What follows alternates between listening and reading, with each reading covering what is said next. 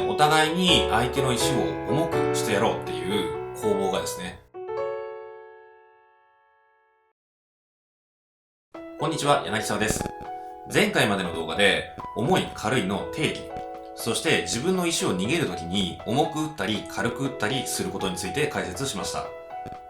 自分で言うのもなんですが、すごいマニアックなテーマです。なんでマニアックかといったら、今までこれを解説されたものがほとんど世に出ていないからですね。で、なんで世に出ていないかといったら、講談社以上にならないと実践で役に立てることが難しい高度な概念だからです。そしてめちゃくちゃ地味だからです。相手の石を取るテクニックとか、序盤の必勝不石戦略とかの方が派手でみんな聞きたくなると思います。ですからそういう講座はたくさんあるわけです。しかしそういう講座をたくさん勉強してきて、いざプロの方をね、鑑賞しようと思ったら、全然何やってるかわからないということがよくあります。今まで習ったことが全然出てこないじゃないかと思いますよね。プロの語を本当にちゃんと解説しようと思ったら、もう本当細かい世界で、一目二目の得をお互いにもぎ取ろうという攻防があるわけですが、重い軽いということについても非常に神経を使っていて、相手の石を少しでも重くしようとか、自分の石を少しでも軽くしようとか、実際問題としてすごく考えています。このことを全く考えていないプロの対局って絶対にないと言い切れます。ですから、プロの棋譜をね、鑑賞した時に、今までの自分の考えでは何をやってるのか理解不能な手が出たら、もしかしたら重さ、軽さということを意識した手なんじゃないかと考えてみると、何か気づくことがあるかもしれません。今回のテーマは、僕がですね、重い軽いをテーマとして扱うにあたって一番お伝えしたかったところです。それは相手の石を重くするということです。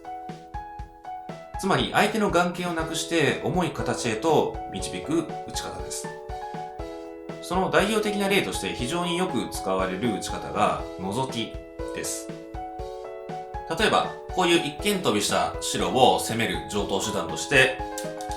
ここに覗くという打ち方があります。で、これにつなげば、飛んで攻めを継続していきます。これを打っておくことによって、この白石が重くなっていますよね。少しでもこの白石を身体不自由にさせて捨てにくくしています。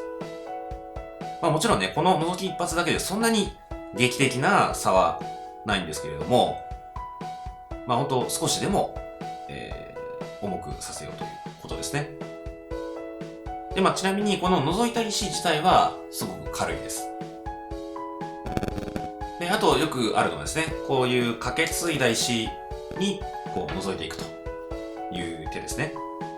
で、白としてはここに継がされるとですね、先ほどの一間飛びの形よりももっと重い形になっています。それが嫌ですから、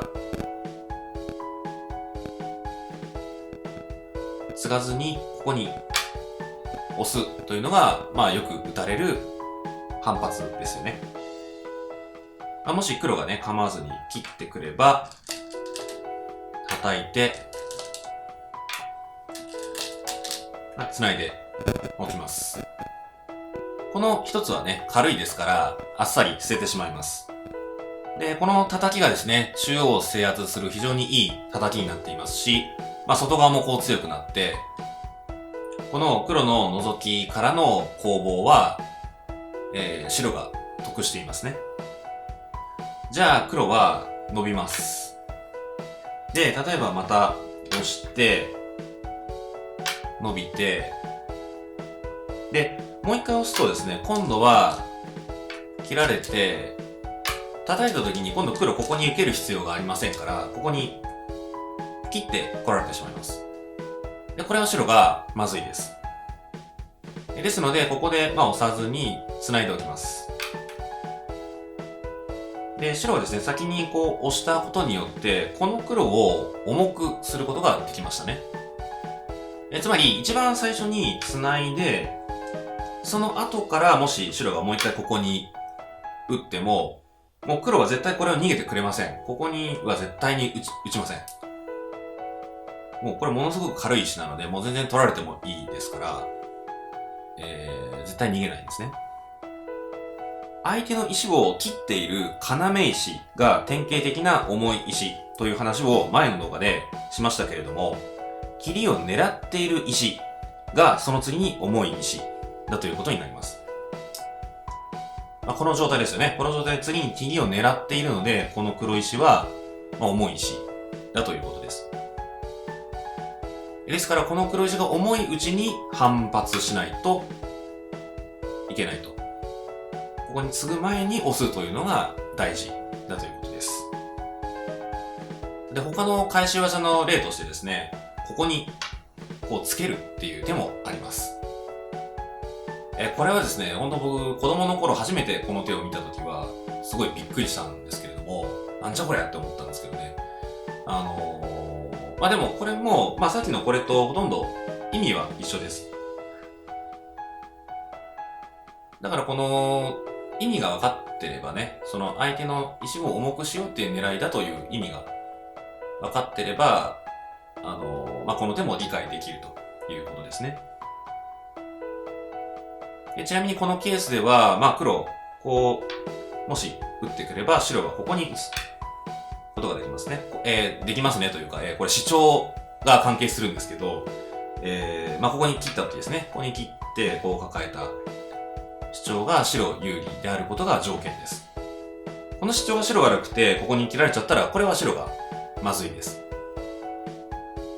ですから、主張がいい時はここに打つ手があるんですけど、その時に黒は、切れないので一回、例えば伸びたとすると、これで繋いでおけば、この黒がすごく重くなってますので、これは白が成功です。はい、このようにですね、お互いに相手の石を重くしてやろうっていう攻防がですね、プロの方では非常によく出てきます。まだですね、面白い例があるんですけれども、長くなってきたので、一旦ここで動画を切りたいと思います。次回もまたこの続きからお話ししていきます。この動画が良かったらいいねボタンとチャンネル登録ぜひお願いします。プロ棋士の立場から皆様の役に立つ情報をお届けしていきます。ありがとうございました。